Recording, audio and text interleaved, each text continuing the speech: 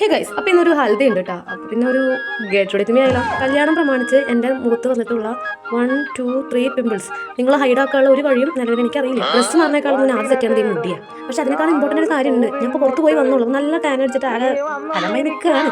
ഞാൻ പണ്ട് കാര്യമൊന്നുമില്ല, പക്ഷേ മുഖം എനിക്ക് വലിയ കാര്യമില്ല. മുടി ഒന്ന് സെറ്റ് ആക്കണം, ആദ്യം ചെയ്യാലേ. മുടി ഏകദേശം സെറ്റായിട്ടുണ്ട്.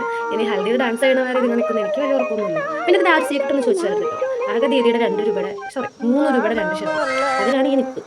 വലിയ ഉറപ്പൊന്നും വിചാരിക്കുന്നത്. ഇനി ഇവിടെ ഡ്രസ്സ് മാറ്റാം.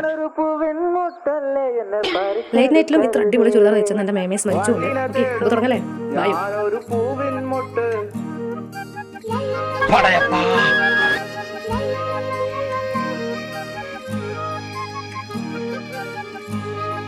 ചേട്ടാ, സത്യം പറ, എന്നെ ഇപ്പൊ കണ്ട ഒരു പോസിറ്റീവ് ലുക്കില്ലേ?